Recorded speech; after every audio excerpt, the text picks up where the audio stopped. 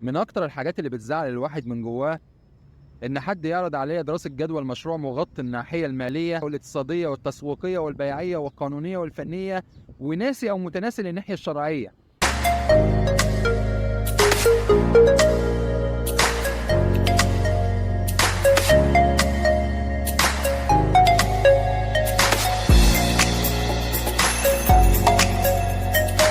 للأسف الشديد أغلب الناس أهم حاجة عندهم الفلوس والدين آخر اهتماماته، عشان كده فقدنا أقوى عنصر للقوة وبقينا تابعين.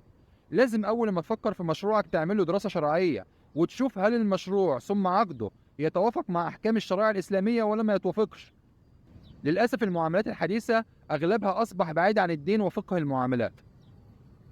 يا جماعة الخير، المشكلة مش في الشرع، المشكلة إننا نخترع معاملات ما أنزل الله بها من سلطان. على فكرة يا جماعة الخير، الأصل في المعاملات الحلال، يعني ما نقول لك الأمر ده حرام يبقى ده استثناء من الأصل، ولما نحصر الحرام يبقى دي ميزة والبيع حلال. طب يجي حد لطيف كده ويقول انتوا هتخترعوا من عندكم؟ هو كان أيام النبي المعاملات دي؟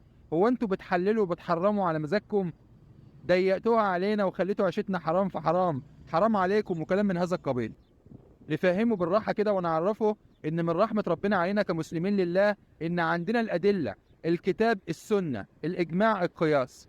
القياس هي طريقة في الاستدلال، يعني ببساطة أمر مش موجود في عهد نبينا صلى الله عليه وسلم والأمر ده مستحدث، فيفهمه الفقيه في الدين ويجتهد ويستنبط حكمه من الكتاب والسنة.